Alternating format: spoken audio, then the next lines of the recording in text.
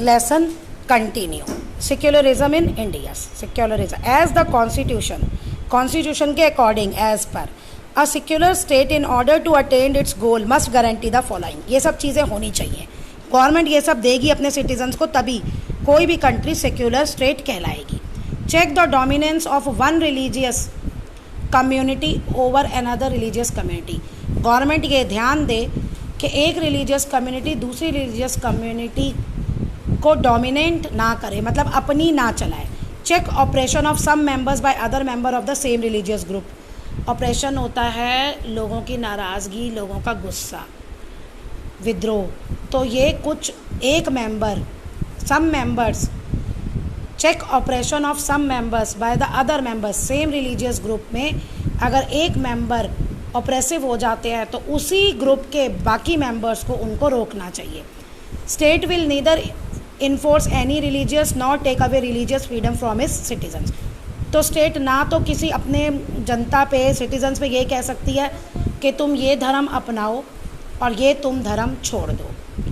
उसको ये फ्रीडम देनी होती है सिटीज़न को, गवर्नमेंट को, कि तुम जो धर्म अपनाना चाहते हो अपनाओ, उसकी जैसे प्रैक्टिस करना चाहते हो करो. मंदिर जाना चाहते हो मंदिर जाओ, पूजा पाठ करना चाहते हो पूजा पाठ करो, मस्जिद जाना चाहते हो मस्जिद जाओ, नमाज़ पढ़नी है नमाज़ पढ़ो, आप जो प्रैक्टिस करना चाहते हो करो.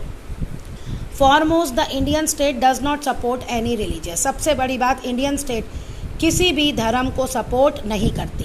Rather maintain a distance from all religious issue and sect. जितने भी रिलीजियस इशू होते हैं, जो भी है लोग हैं, उनसे वो दूरी बना के रखती है. We do not have any state religion. हमारी स्टेट का कोई धर्म नहीं है. यहाँ स्टेट का धर्म मतलब इंडिया का जो है, इंडिया की जो गवर्नमेंट है, ऑफिशियल इंडिया का कोई धर्म नहीं है. In fact no religious festival और practice is allowed in government run institution. अब जैसे गवर्नमेंट रन इंस्टीट्यूशन है, गवर्नमेंट के जो स्कूल है, गवर्नमेंट के जो हॉस्पिटल्स हैं, गवर्नमेंट के जो ऑफिसेज हैं, तो उनमें कोई भी रिलीजियस फेस्टिवल प्रैक्टिस नहीं किया जाता. मनाएंगे तो सारे ही मनाएंगे, नहीं तो कोई नहीं मनाएंगे. The other approach adopted by the Indian state to promote the idea of secularism is through the policy of non interference. अब इंडिया में ये कैसे अडॉप्ट किया जाता है, सेक्युलरिज्म कैसे इंडिया में कंट्रीज गवर्नमेंट इम्प्लीमेंट करती है. पॉलिसी ऑफ नॉन इंटरफेरेंस, यानी हम किसी के धर्म में कोई इंटरफेयर नहीं करेंगे. It means that government respects the outlook of all religions community. जो भी उनका मानना है हम उनकी रिस्पेक्ट करेंगे, सभी धर्मों की, उनका जो भी मानना है. And does not interfere in their custom and practice. उनके रीति रिवाज में हम दखल नहीं देंगे, ये गवर्नमेंट का मानना है. On the other hand, by allowing the strategy of intervention, the state prevents the ill treatment of certain section by the members of the same religious community, like the practice of casteism present in the Hindu society. कभी कभी government interfere करती है, लेकिन वो तब interfere करती है वहाँ जहाँ पे हमारा फंडामेंटल राइट का वॉलिएट हो रहा हो धर्म के नाम पे. जैसे धर्म के नाम पे, हिंदू नाम में कास्ट का है कि लोअर कास्ट के लोगों को, जहाँ अपर कास्ट के लोग रहते थे वहाँ जाने नहीं दिया जाता था, वहाँ के मंदिर में नहीं, कुएं से पानी नहीं लिया जाता था, तो वो गवर्नमेंट ने ख़त्म कर दिया. यानी जहाँ फंडामेंटल राइट्स की बात होगी और धर्म वहाँ पे इंटरफेयर करेगा तो वहाँ गवर्नमेंट फिर इंटरफेयर कर सकती है. कॉन्स्टिट्यूशन फॉरबिड्स इस practice in any form as it violates the principle of equality central to democracy. Constitute जो है वो forbid its practice in any form, मना करता है कोई भी प्रैक्टिस को जो कि इक्वालिटी, सेंट्रल टू इक्वालिटी, यानी डेमोक्रेसी में जो इक्वालिटी का प्रिंसिपल है ना, उसके खिलाफ जाता है. तो कॉन्स्टिट्यूशन किसी भी ऐसी प्रैक्टिस के खिलाफ है. तो जैसे ऊपर बताया, एक पॉलिसी तो ये है कि हम धर्म में इंटरफेयर नहीं करेंगे, लेकिन अगर वही धर्म किसी का फंडामेंटल राइट्स छीन रहा है तो गवर्नमेंट इंटरफेयर कर सकती है. Similarly by making polygamy illegal. Polygamy होती थी जहाँ एक आदमी एक से ज़्यादा शादियाँ कर सकता है. एबॉलिशिंग चाइल्ड मैरिज, बच्चों की शादी. टेम्पल एडमिनिस्ट्रेशन को रिफॉर्म करना और लोग शेड्यूल कास्ट की एंट्री करना टेम्पल्स में. State intervened in religious matter to respect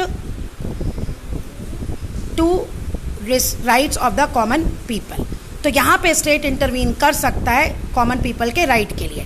At the time, the state also intervene in personal law of a particular community in order to reconcile the things that clashes with the tenets of the democracy. तो वो personal law, जैसे किसी के अपनी state के किसी भी धर्म के अपने पर्सनल लॉ है ना, वहाँ पे भी गवर्नमेंट दखल दे सकती है अगर वो उसके प्रिंसिपल्स डेमोक्रेसी के खिलाफ है। At the time, state intervention takes place in the form of support to religious organization for establishing educational institution. The government give grants on non-preferential basis in some cases. At times कभी कभी state जो है वो intervene देखता है। क्या religious organisation है ना, जैसे इसका बेस्ट एग्जांपल आपको देते हैं यूपी में मदरसे हैं, तो उन मदरसों में क्या है, मुस्लिम शिक्षा दी जाती है, मुस्लिम धर्म की। तो जो स्टेट गवर्नमेंट है वो उनको फंड देती है। कभी कभी ये होता है, गवर्नमेंट ग्रांट देती है नॉन प्रेफरेंशियल बेसिस, मतलब कोई प्रेफरेंस नहीं है, वो वैसे ही देती है, कोई लगाव नहीं है गवर्नमेंट को किसी धर्म के खिलाफ। लेकिन अगर किसी को कोई मदद चाहिए तो गवर्नमेंट वो कर सकती है। Indian secularism and other democratic country, एक कंट्री का कंपैरिजन है। Certain objective of secularism highlighted in India Constitution can be found in the constitution of many other democratic country across the world. जो और दूसरी डेमोक्रेटिक कंट्रियाँ अक्रॉस द वर्ल्ड में जो India के objectives है, यानी इंडिया जो सेक्युलरिज्म में पाना चाहता है, जो एम है, वही दूसरी कंट्री के कॉन्स्टिट्यूशन में भी मिलता है। Example, just like Indian constitution की तरह अमेरिकन कॉन्स्टिट्यूशन भी ये डिक्लेयर करता है, ये मानता है कि कोई ऑफिशियल रिलीजन नहीं है अमेरिका का। No religion can seek special, किसी भी स्टेट को, किसी भी रिलीजन्स को अमेरिकन गवर्नमेंट की तरफ से कोई स्पेशल ट्रीटमेंट नहीं मिलता।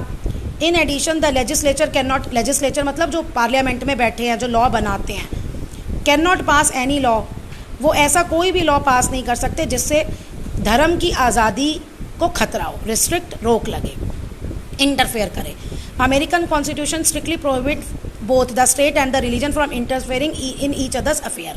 तो अमेरिकन कॉन्स्टिट्यूशन ये स्ट्रिक्टली मना करता है कि स्टेट और धर्म दोनों एक दूसरे के मैटर में टांग नहीं अड़ाएंगे।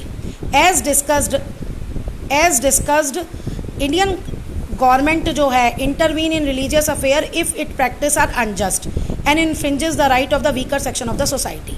तो कहता है इंडियन गवर्नमेंट तो तभी रिलीजियस अफेयर में इंटरफेयर करती है अगर जो रिलीजियस प्रैक्टिस है वो सही नहीं है और वो वीकर सेक्शन के राइट्स के खिलाफ है।